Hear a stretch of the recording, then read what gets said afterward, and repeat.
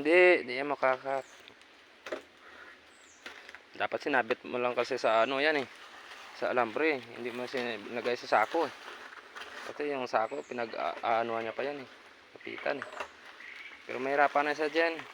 Oh, ayan mga katorjak oh. Nahuli na. Huli na, naging pae na lang natira. Ayan. Ayan oh, si Torjak.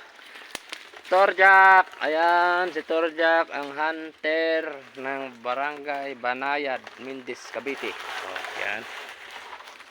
Oh, ayan. Tama na kaya yan? Ayan, ibaba mo pa konti para mahulog na siya diretso. Ayan, makakapit yung paa sa sako. Makain mo din yun sa baba. Alam mo, matangipit ang patakas. Pasok mo muna ito, bay.